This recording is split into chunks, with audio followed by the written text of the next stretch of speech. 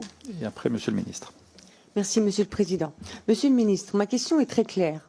Où est le contrat d'objectifs et de moyens qui lie l'État à l'Agence française au développement pour la période 2023-2025 ?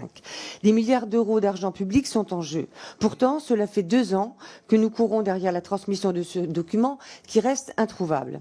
2 ans que le gouvernement échappe à ses responsabilités au mépris d'une obligation légale et d'un principe constitutionnel fondamental de contrôle de l'action du gouvernement.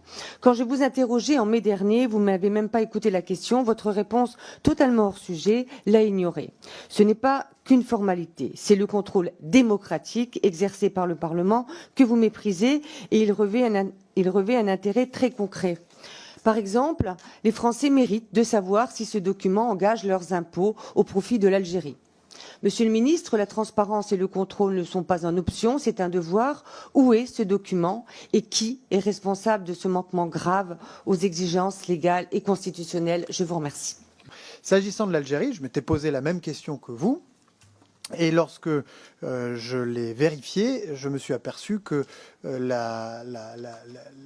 dirais les crédits de l'aide publique au développement qui vont à l'Algérie sont tout à fait résiduels et que sur les 130 millions d'euros d'aide publique au développement entendue au sens de l'OCDE, mais dont vous savez qu'une grande partie ne dépend pas de ce ministère, puisque l'aide publique au développement au titre de l'OCDE tient compte des politiques menées également par d'autres ministères, éducation nationale, enseignement supérieur, etc.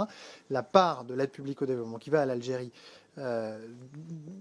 sur les crédits du programme 209 est d'une demi-poignée de millions s'agissant des années récentes, l'essentiel étant lié à des bourses qui sont du ressort du ministère de l'Éducation nationale.